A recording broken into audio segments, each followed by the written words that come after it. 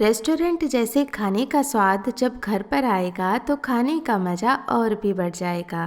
Hello दोस्तों, मैं हूँ निर्मला। मेरे चैनल पर आपका बहुत बहुत स्वागत है। आज मैं आपसे शेयर करने जा रही हूँ जीरा राइस और दाल फ्राई की रेसिपी, जिसे हम एकदम रेस्टोरेंट स्टाइल में बनाएंगे। और वैसे भी दाल फ्राई और जीरा राइस का कॉम्बो सिंपल होने के बावजूद सबको पसंद आता है। तो यदि आपको भी ये जीरा राइस और दाल फ्राई का कॉम्बो पसंद आए तो इस वीडियो को लाइक कीजिए और मेरी ऐसी वीडियोस देखते रहने के लिए चैनल को सब्सक्राइब करना भी ना भूलें।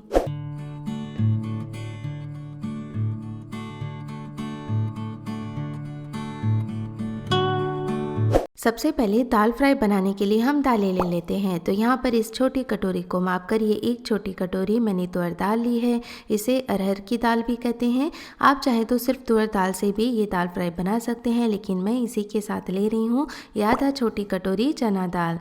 तो चना दाल से इस दाल का टेस्ट और टेक्स्चर काफ़ी बढ़ जाता है। और इसी तरह मैंने आधा छोटी कटोरी ये मूंग दाल ली है। तो तुअर दाल की मात्रा हमें ज़्यादा रखनी है, बाकी यदि आप कोई दाल इस्तेमाल कर रहे हैं तो उसकी मात्रा कम रखें। अब सबसे पहले मिक्सिंग बोल के अंदर हम डालेंगे तुअर दाल और इसी तरह से हम डालेंगे इसके अंदर चना दाल और साथ ही मैं डाल रही हूँ मूंग दाल। अब बोल के अंदर हम डालेंगे पानी। हाथ से रगड़ते हुए सारी दालों को हम अच्छे से धो लेंगे। आप चाहें तो बिना भिगोए हुए भी ये दाल फ्राई बना सकते हैं, बस उसमें प्रेशर कुकर में सीटी ज़्यादा लगानी होगी। और हम दालों को अब भिगोएंगे तो इसके लिए पहले अच्छे से वॉश करेंगे। तो अब ये जो पानी है उसे हम निकाल लेते हैं। एक दो बार पानी ऐसे डालते हुए हम अच्छे से धोएंगे और दोबारा दालों के अंदर पानी डालेंगे। अब पानी डालकर दालों को कम से कम आधा घंटे के लिए रख देंगे, जिससे ये काफ़ी फूल जाएंगी। तो सीटी भी कम लगानी होगी और दाल भी अच्छी बनेगी। आधा घंटा बाद दाल काफ़ी अच्छे से फूल चुकी है और बची कुछ कसर है वो प्रेशर कुकर में निकल जाएगी। तो अब ये जो पानी है इसके समेत भी आप डाल सकते हैं, क्योंकि दाल को हमने अच्छे से धोया है, या इसे अलग निकाल सकते हैं। तो पानी मैंने अलग कर दिया है। अब इन दालों को हम प्रेशर कुकर में डालेंगे और प्रेशर कुकर में ही डालेंगे हम गर्म पानी, ताकि जल्दी से दालों के अंदर प्रेशर भी बन जाए। और प्रेशर कुकर में अब चुटकी भर हल्दी भी डाल लेते हैं और साथ ही डालेंगे इसके अंदर लहसुन। तो यहाँ पर मैंने एक छोटा चम्मच लहसुन को क्रश करके लिया है। तो आधा लहसुन हम अभी डालेंगे और आधा लहसुन हम बाद में इस्तेमाल करेंगे, तो इससे टेस्ट बहुत ही अच्छा आता है दाल का। और इसी तरह से मैंने अदरक लिया है, 1 इंच अदरक का टुकड़ा था, इसे मैंने क्रश करके लिया है। तो आधा भी डाल देते हैं, आधा बाद में डालेंगे। और 2 छोटी साइज़ के मैंने टमाटर लिए थे, 1 टमाटर मैं अभी डाल रही हूँ और बचा हुआ टमाटर हम बाद में इस्तेमाल करेंगे। 1 छोटे चम्मच इसके अंदर तेल या फिर घी ऐड कर लेते हैं। और अब प्रेशर कुकर का ढक्कन बंद करके इसमें 3 से 4 सीटी लगा लेंगे। और यदि आपने दाल को नहीं भिगोया है तो आप 5 से 6 सीटी लगा सकते हैं। अब प्रेशर कुकर में सीटी भी आ गई है, तो इसका प्रेशर ख़त्म होने देते हैं। तब तक हम चावल भी भिगो लेते हैं। तो यहाँ पर इस कटोरी को माप कर ये एक बड़ी कटोरी मैंने बासमती चावल लिए हैं। जीरा राइस बनाने के लिए आप छोटे दाने वाले चावल का इस्तेमाल भी कर सकते हैं। अब चावलों को भी एक मिक्सिंग बोल के अंदर ट्रांसफ़र करके इनमें पानी डालेंगे और इन्हें अच्छे से धो लेंगे, ताकि इनका जितना भी स्टार्च है वो निकल जाए और जो चावल हैं वो काफ़ी अच्छे खिले खिले बने और चिपके नहीं। चावलों को हमने अच्छे से पानी डालकर धो लिया है। ये पानी हम अलग कर लेते हैं और दोबारा इनमें नॉर्मल पानी डालेंगे और चावलों को कम से कम 20 से 30 मिनट के लिए इसी के अंदर रहने देंगे, ताकि चावल भी अच्छे से फूल जाएं। तो बहुत ही बढ़िया टेस्ट आता है चावल का। और इधर प्रेशर कुकर का भी प्रेशर रिलीज़ हो चुका है। तो देखिए दाल काफ़ी अच्छे से पक चुकी है। इसी तरह की दाल हमें दाल फ्राई बनाने के लिए चाहिए। तो चलिए अब इसका तड़का तैयार कर लेते हैं। इसके लिए मैंने एक पैन ले लिया है और इसके अंदर डालेंगे तेल। यहाँ पर आप चाहें तो घी या बटर का इस्तेमाल भी कर सकते हैं, लेकिन मैं घी लास्ट में इस्तेमाल करूँगी तड़का बनाने के लिए। तो यहाँ पर मैं तेल का इस्तेमाल कर रही हूँ। अब तेल जैसे ही गर्म होता है इसके अंदर हम डालेंगे 1 छोटा चम्मच जीरा, साथ ही डालेंगे इसके अंदर चुटकी भर हींग। जीरा और हींग को कुछ देर पकने देते हैं। जीरा अच्छा ब्राउन हो गया है, तो अब इसके अंदर हम एक बड़ी साइज का एकदम बारीक कटा हुआ प्याज ऐड कर लेते हैं। अब प्याज को भी हमें अच्छा गोल्डन ब्राउन होने तक पकाना है। तो पहले 1 से 1.5 मिनट के लिए हम प्याज को पकाएंगे और जब प्याज थोड़ा ट्रांसपेरेंट हो जाए तब बाकी चीज़ें भी इसमें ऐड कर लेते हैं, ताकि वो भी साथ में पक जाए। तो यहाँ पर मैंने एक हरी मिर्च इस तरह काट कर ली है और इसी तरह से जो बचा हुआ लहसुन था वो भी ऐड कर लेते हैं, अदरक भी ऐड कर लेते हैं और अब इन्हें भी प्याज के साथ पका लेते हैं। तो प्याज भी थोड़ा और ब्राउन हो जाएगा, साथ में ये चीज़ें भी पक जाएंगी। प्याज, अदरक, लहसुन और हरी मिर्च अच्छे से पक चुके हैं। तो अब इसके अंदर हम कुछ सूखे मसाले डालेंगे। तो मसालों में हम लेंगे 1 चम्मच धनिया पाउडर, साथ ही ऐड करेंगे इसके अंदर आधा चम्मच लाल मिर्च का पाउडर, 1 छोटा चम्मच कसूरी मेथी ऐड कर लेते हैं। और अब मसालों को भी हम 30 से 40 सेकंड के लिए पका लेते हैं। मसालों को इस तरह कुछ देर सूखा पकाएंगे तो इससे दाल का टेस्ट और कलर बहुत ही अच्छा आता है। तो यहाँ पर मसाले अच्छे से पक चुके हैं, तो इनमें से तेल सेपरेट होने लगा है। तो इस स्टेज पर हम डालेंगे बचे हुए टमाटर। तो ये एक छोटे साइज का टमाटर बच गया था, उसे भी ऐड कर लेते हैं। अब टमाटर को भी हम अच्छा सॉफ्ट होने तक पकाएंगे। तो इसके लिए हम पैन को कवर कर देते हैं ताकि टमाटर जल्दी से सॉफ्ट हो जाएं।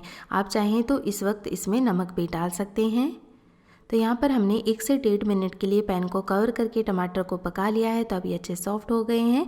तो पकी हुई दाल इसके अंदर मिला लेते हैं और थोड़ा मैं कंसिस्टेंसी एडजस्ट करते हुए गर्म पानी भी इसके अंदर ऐड कर लेती हूँ। तो जिस तरह की दाल आपको पसंद हो उसके अकॉर्डिंग पानी डालकर इसकी कंसिस्टेंसी एडजस्ट कर सकते हैं। अब 1 से 1.5 मिनट के लिए या फिर एक बॉयल आने तक दाल को हम और पका लेंगे ताकि तड़का अच्छे से दाल के अंदर घुल मिल जाए। 1.5 मिनट बाद अब इसके अंदर स्वाद के अनुसार नमक ऐड कर लेते हैं और लास्ट में अब ऐड करेंगे इसके अंदर गरम मसाला। तो मैं यहाँ पर इस्तेमाल कर रही हूँ टाटा संपन्न का गरम मसाला, जो शेफ़ संजीव कपूर द्वारा एक खास रेसिपी से तैयार किया जाता है। टाटा संपन्न मसालों की खास बात यह है कि ये प्राकृतिक तेलों से भरपूर साबुत मसालों से बने होते हैं और प्राकृतिक तेल मसालों का स्वाद तो बढ़ाते ही हैं, ये हमारी हेल्थ के लिए भी फ़ायदेमंद होते हैं।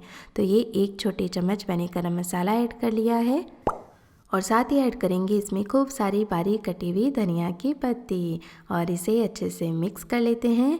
तो ये हमारी बहुत ही टेम्पटिंग दाल फ्राई बनकर तैयार हो चुकी है और इस पर एक तड़का लगाना अभी बाकी है। आप चाहें तो इसे ऐसे भी सर्व कर सकते हैं, तो वो तड़का हम लास्ट में लगाएंगे जब हम इसे सर्व करेंगे। तो दाल को हम साइड में करते हैं और अब पैन के अंदर हम पानी चढ़ा देते हैं। तो तकरीबन 1.5 लीटर मैंने पानी एक पैन के अंदर चढ़ा दिया है।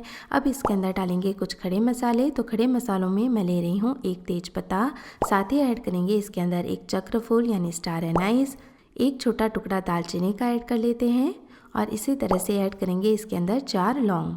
तो ये जो खड़े मसाले हैं उससे जीरा राइस का फ्लेवर बहुत ही अच्छा आता है।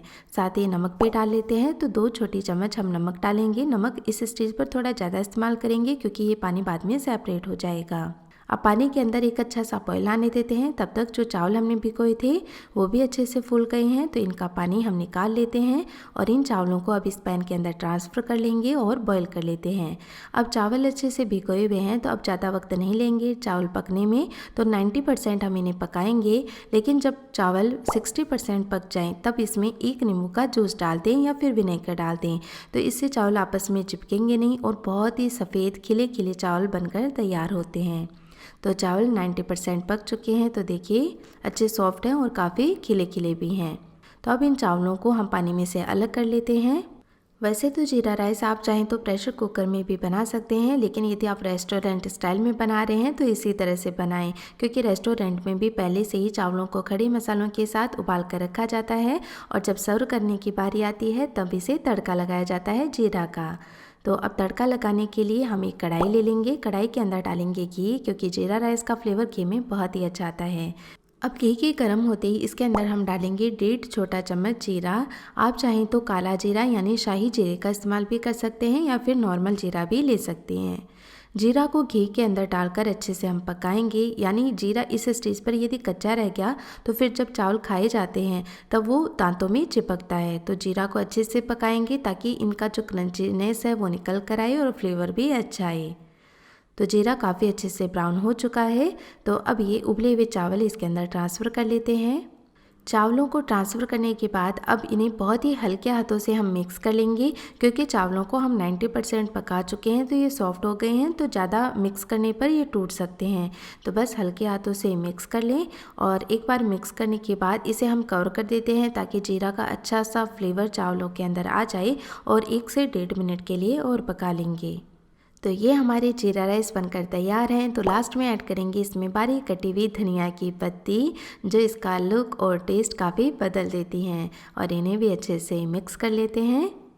तो ये जीरा राइस अब हम सर्व कर लेते हैं। तो देखा ना आपने कितने खिले खिले बहुत ही बढ़िया जीरा राइस बनकर तैयार हुए हैं। तो आप भी इन टिप्स को फॉलो करते हुए चावल बनाएंगे तो बहुत ही अच्छे जीरा राइस बनकर तैयार होंगे। तो जीरा राइस हम सर्व कर चुके हैं और अब दाल भी सर्व कर लेते हैं। और दाल ऐसे भी सर्व कर सकते हैं, लेकिन इसे थोड़ा सा और भी गार्निश करने के लिए और इसका फ्लेवर बढ़ाने के लिए हम इसके ऊपर लगाएंगे एक तड़का। तो यहाँ पर तड़का पैन में मैंने 2 छोटे चम्मच घी गरम कर लिया है, जिसमें एक लाल मिर्च डाली है और अब इसके अंदर चुटकी भर लाल मिर्च का पाउडर ऐड कर लेते हैं। प्रेजेंटेशन के लिए यहाँ पर मैंने तड़का सर्विंग बोल के अंदर ट्रांसफ़र करके फिर लगाया है। आप चाहें तो पूरी दाल पर ये तड़का लगाकर अच्छे से मिक्स कर लें। तो ये हमारी दाल फ्राई भी बनकर तैयार हो चुकी है और जीरा राइस हमने पहले ही सर्व किए हैं। तो दोस्तों बस अब जल्दी से आप भी किचन में जाएं और ये टेस्टी कॉम्बो ज़रूर बनाएं। और यदि आज का ये वीडियो आया है आपको पसंद तो प्लीज़ लाइक का बटन ज़रूर दबाएं।